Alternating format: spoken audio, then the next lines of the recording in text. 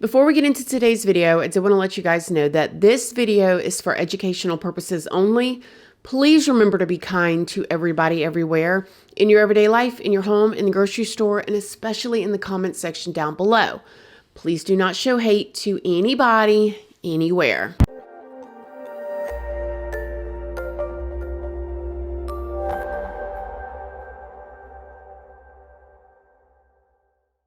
Good morning, my lovelies, my beauties, my friends. My name is Christina and welcome to my channel.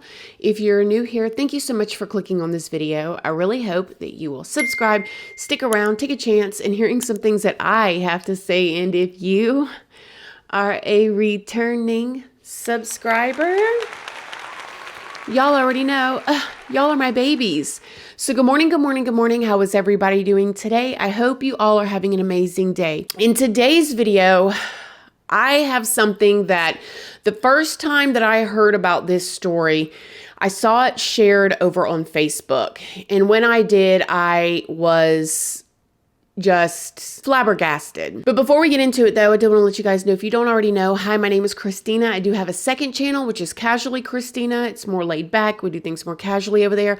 I also have a Patreon. My Patreon is for 18 and up. Over there, we do more personal story times. We go live over there. It is a good time if you're 18 and up and you'd like to join. And I also have a $2 tier over there now where we do all the true crime stuff that cannot go onto YouTube. Make sure you guys read the tiers though before you join so you know what you're getting. And I also have an Instagram as well as a Facebook and a Snapchat, and those are always linked down in the description box if you'd like to come and check me out. So before we get into this story, I want to ask y'all a question. Who do you trust with your most important and prized possessions? What is the most important thing in your life, in your everyday life, to you? I know for me, it's my family. Obviously, my children, my family, that is the most important thing to me. Nothing in the world, no amount of money, no car, no career, no nothing comes before my babies. What is the most important thing to you? Now I want you to think about who you trust with that most important thing or person or people. Who do you trust most with that thing that is so important to you? Keep that in mind in this video because this is one that really just made me think. I'm going to do like I always do. I am going to tell you guys this story to the best of my ability with all of the information that is out there. And then at the end, I'm going to give you guys my opinion if I can keep myself from letting it seep through during the story. This is going to be one that's going to be hard.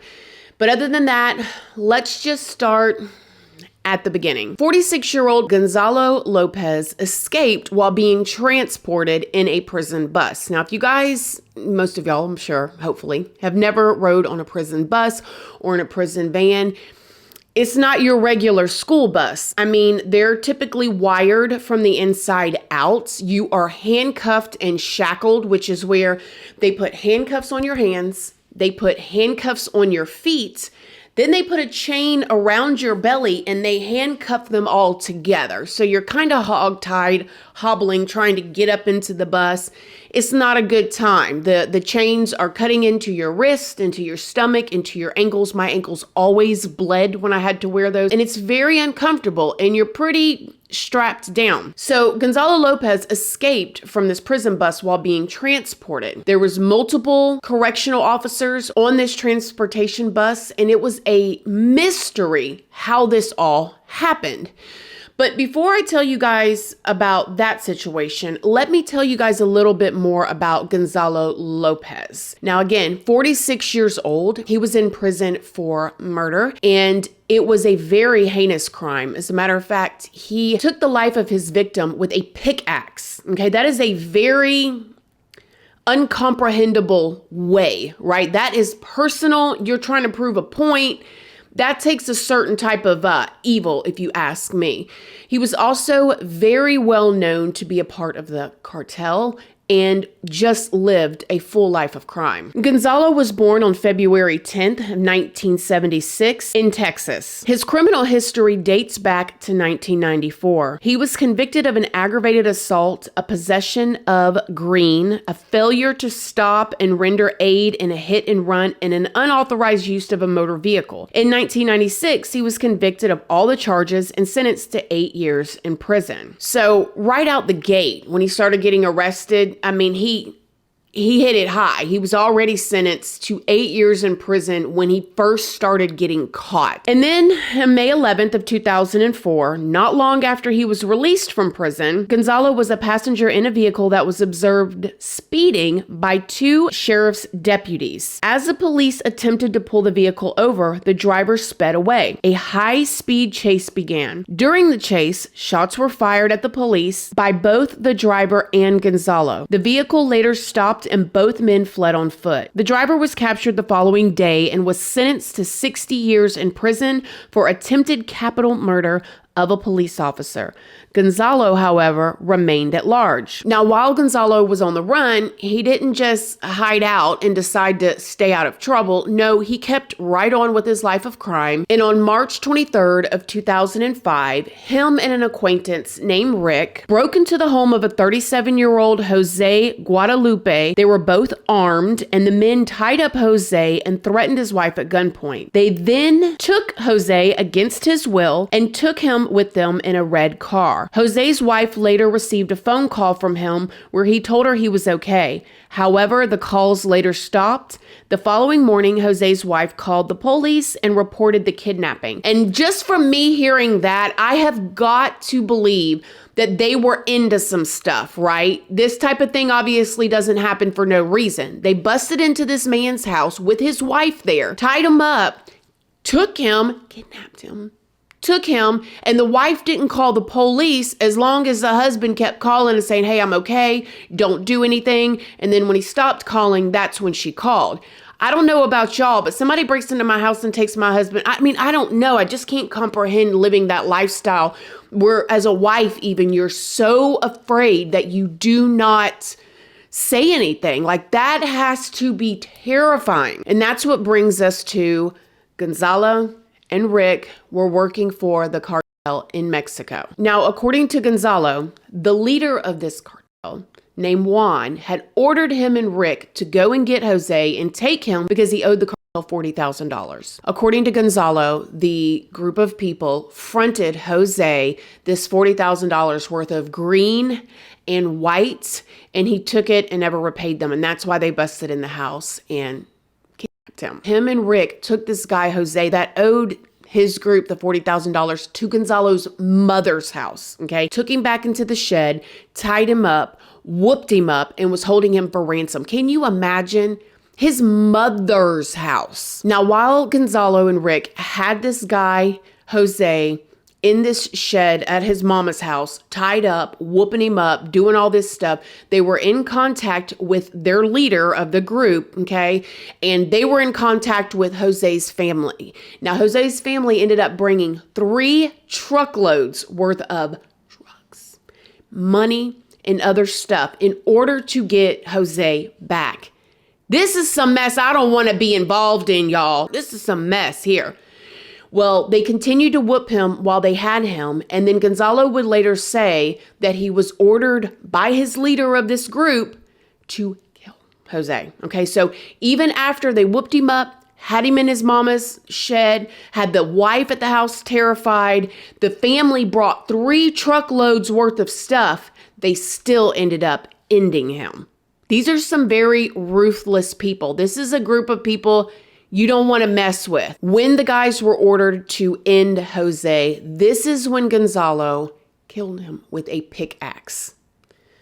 This is some television type of stuff. Terrifying. Then in April of 2005, just 2 months later after this incident, a tip and a confidential informant to the FBI and to undercover investigators, told them where Gonzalo was, and he was arrested. So he did all this stuff for his group and then was out on the run for 2 more months before they caught him. So now he's in jail. Now, while he's in jail, Jose's wife comes up there and picks Gonzalo out of a lineup. It says, yep, that's him right there. After she picks him up, writes a statement, all of that stuff, they come in, they rough Gonzalo up. You know how the investigators do. You see it on television. You see it in these interviews here. They talk to him. They tell him whatever they're going to tell him. And then Gonzalo ended up admitting to it and then took the police investigators to the spot that he had buried Jose's body at. But Gonzalo refused to tell these detectives who his accomplice was. Then on February 14th in 2006, just less than a year later, this is when Gonzalo's capital murder trial began. Then on February 16th, just 2 days later, he was found guilty of all the charges and sentenced to life in prison. Now, Rick, his accomplice, was never found out who he was, if that was his real name or but it's crazy because they probably offered Gonzalo a really good deal since he took him to the body and everything in order to tell him who his accomplice was or who the leader of his cartel was, or maybe to wear a wire to set him up or all of that stuff. And obviously he didn't, because he ended up going to this trial that took 2 days and getting sentenced to life. Now, while he was in prison, authorities learned of Gonzalo's involvement in the 2004 car chase and shooting of the police officers. And on December 13th in 2007, he was found guilty of attempted capital murder of a police officer and was handed another life sentence. So now he's got 2 life sentences in 2007, and he's barely 30 years old. I mean, he is young. So now he's sitting in prison, waiting to serve out the rest of his life sentence, and he's 46 years old. That's what brings us to the date of his escape in this prison bus, which was just earlier this year in 2022. So Gonzalo was being transported. Now, remember how we talked about in the beginning that he was handcuffed, he was shackled in this bus.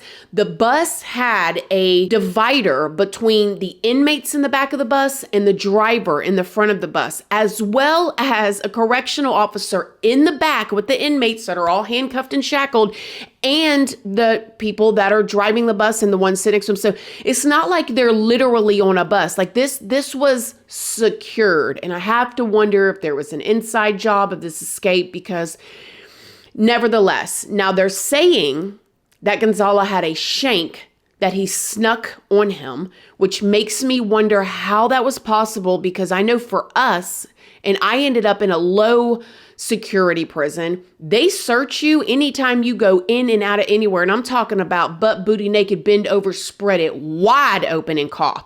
I'm not talking about just a little bitty spread and cough. No, they look up inside of you. They want to see out the front of your mouth when you cough from the back. So you got these inmates that are severely violent criminals that have done heinous things that are being transported, and he ends up getting a shank on the bus.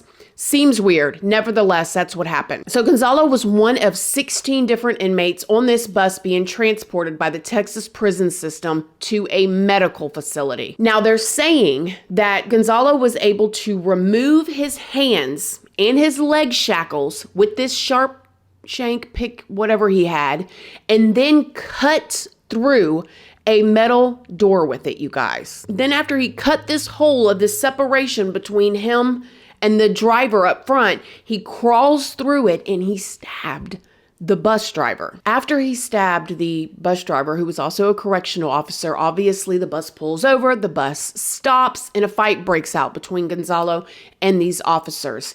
I guess he ended up getting the best of them, because he ended up getting the bus and driving off with it. As he drove away, the officers fired at the bus and hit the tires. Gonzalo was able to drive the vehicle for a mile before wrecking it. He then fled the bus on foot and escaped into some woods, where he successfully evaded the law enforcement. A woman named Melanie, who's a resident that lived in that area, was driving by where Gonzalo crashed the bus and took a video of Gonzalo running off into the woods, and can be heard yelling to the police, "There he is, there he is." The police said, "Yeah, we know," but it didn't appear that they were chasing after him. He's in the woods.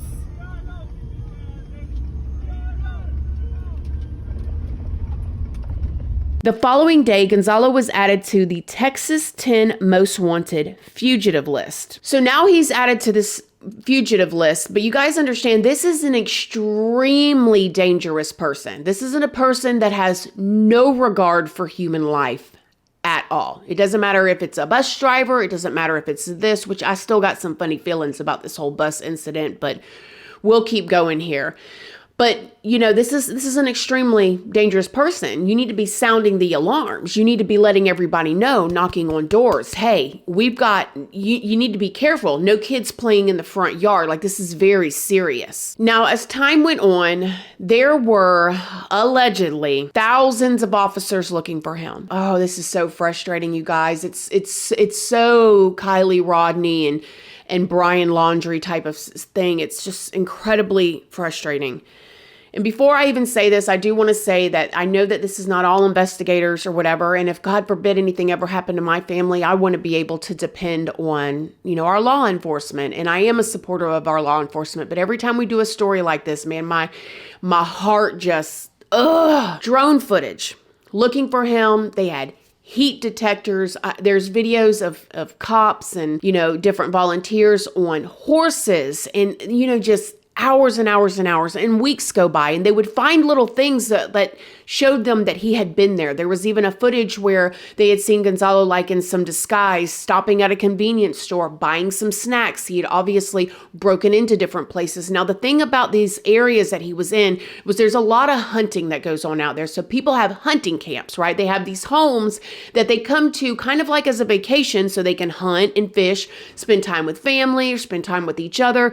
But a lot of these places were vacant most of the year. So this would be a perfect spot for him to run off into because he could run into different houses where nobody's going to be there or see him. And because of that, there was one particular family. Oh, you guys, a grandfather who went and picked up his 4 grandsons. Now, this is where I want to bring you back to the original question at the beginning of this video.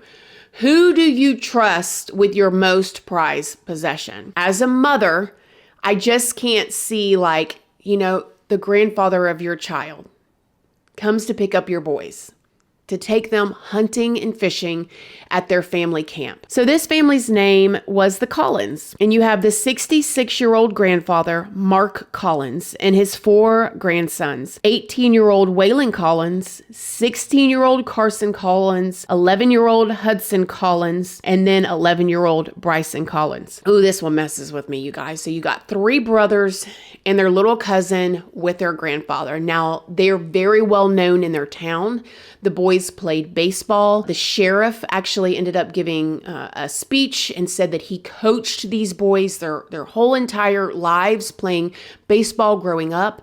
They went with their grandfather, Mark Collins, to their family hunting ranch so they could spend time fishing and hunting together. And they weren't expecting anything. June 2nd of 2022, allegedly investigators had went to their hunting camp and cleared it. No problem. Nothing to see here, you know, whatever.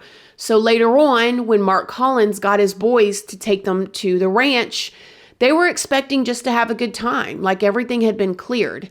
What Mark Collins, the grandfather, was not told was just a couple days before he took his grandsons to this ranch, a house not far from the ranch had been broken into, and all of the signs of Gonzalo hiding out there were there. They believed that Gonzalo was just a few houses down from the ranch, and nobody said anything. Nobody put it on the news. Nothing. A concerned relative of the family hadn't heard from Mark, the grandfather, or any of the boys, and so they contacted the police later that day. The police arrived at the ranch at around 6 p.m. on June 2nd, and they discovered the bodies of all 5 family members, the grandfather and the 4 young boys. The medical examiners would later say that all of them were killed by gunshot wounds and stab wounds. So you guys envision like this grandfather taking his boys to the ranch, walking in and having no idea what was in store for him. They still don't know if Gonzalo, you know, was already in the ranch or if he arrived at the ranch after they were there.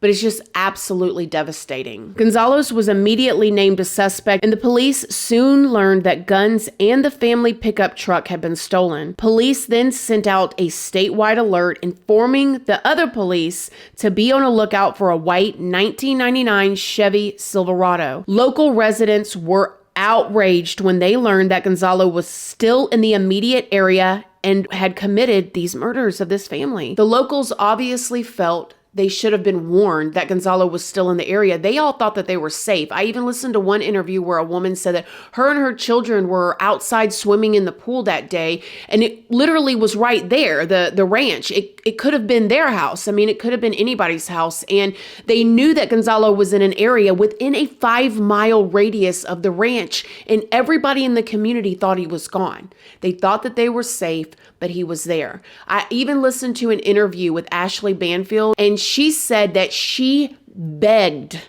investigators and the police to come on and tell them, watch out for him.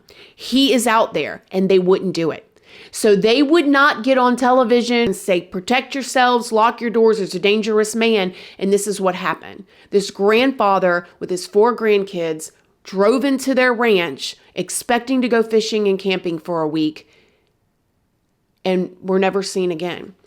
When I heard about this, y'all, I thought about the mother, okay, of these boys. And then I thought, like, who else do you trust with your children, your most prized possession? That's your father. And I mean, I know a lot of us don't have relationships with our father like that, but when you put yourself in another person's shoes, that was her father and her 3 kids. That was all 3 of her kids. And then their cousin, the other little boy too. I just can't, like, it's really hard to imagine picking up and moving on with life after that, right? Like, and it's so senseless.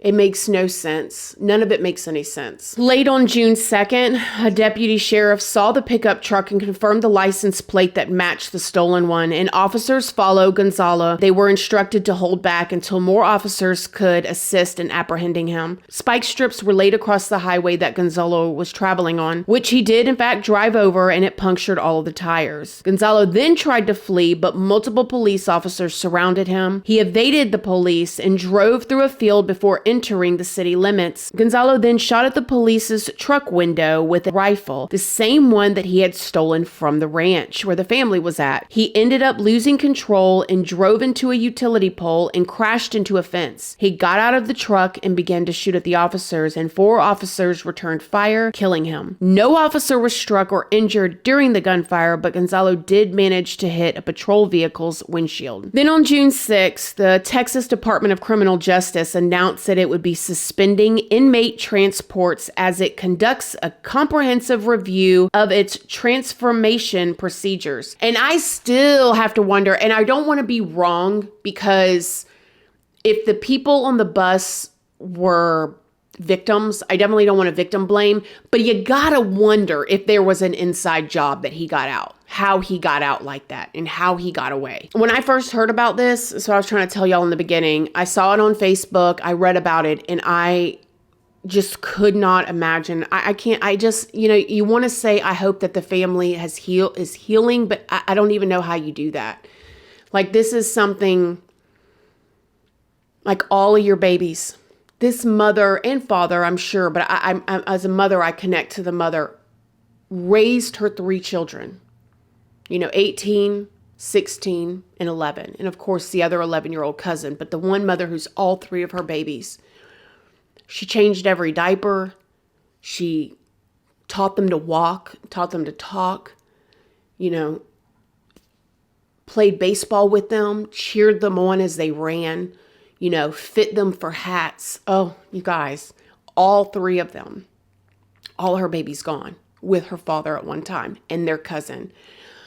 That is like a pain that you just don't, it's devastating. So of course the public and the community is just completely outraged about it. And I've seen people on the news say they don't understand how these investigative teams had all of this equipment, all of these drones and thousands of man hours, right? Sound familiar? people on horses, you know, this expensive equipment flying over, looking for any kind of heat for movement, and they didn't find them. And then wouldn't go on the news. And then this happened. So what do you guys think? I'm going to tell y'all, I definitely think that it could have been an inside job to let him out, part of this organization. I think that it was another huge ball that was dropped and a price that can never be repaid to a family and a community. I don't know. It's sad. You guys let me know what y'all think down below. Other than that, thank you guys so much for watching. I love you guys, and I'll see y'all in the next video. Love you guys. Bye.